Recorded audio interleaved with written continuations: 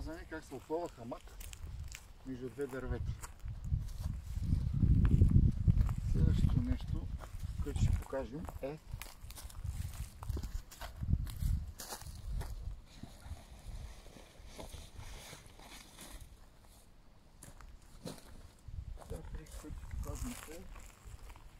как се сяда в хамак, което много хора не знаят.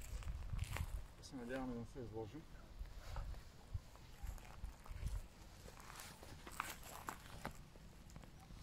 Бъдете са здрави, няма нещо изсъхнало да се чу. Значи първо се сяда се в хамак, в средата, за да има равновесие. Значи това е основното положение за лягане в хамак. Без шилте, без чувал. Следващото нещо, което човек трябва да се репетира, е да се научи как да ляга в хамак. Ето го най-елементарното движение. Така, ето или така, или така. Така, сега до тук. Ако човек смята да приспива без шалте и без спален чувал, няма как да стане, защото ще има малко измръзване, хипотермия през нощта. И сега ще покажем как да го използваме хамака по време на бивакуване.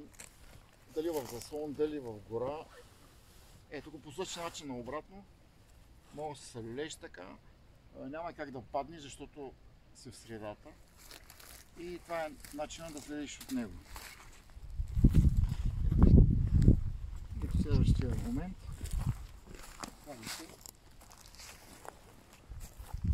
слага се шилтето вътре.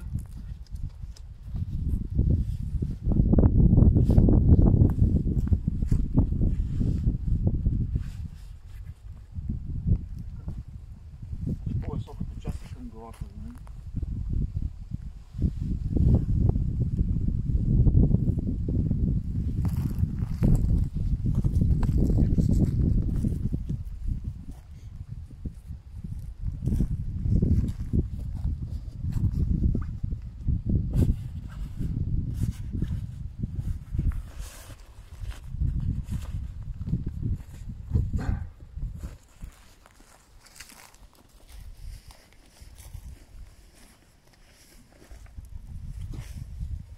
Спален чувал. Слага вътре. Ще да застана с камерата. И по същия начин ще се пробваме да влезем в него. Главата наляво.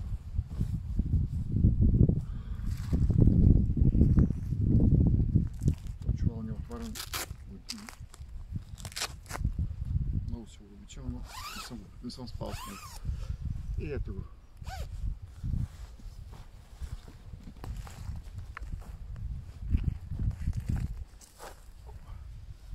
Това може би ще се бъде малко бос.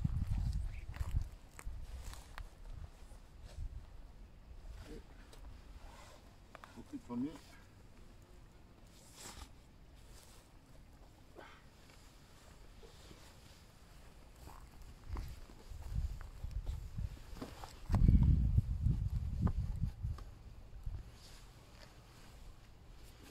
да влезем в чувал.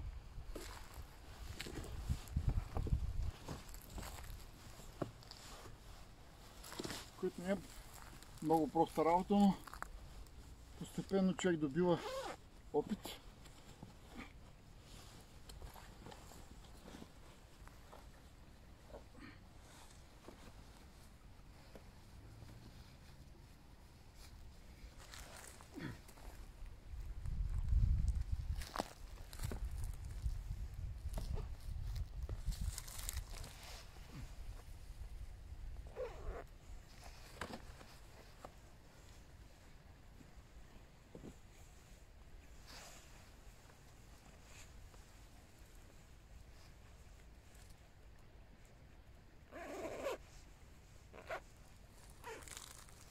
ето в тази позиция, в принцип, мога да изкарам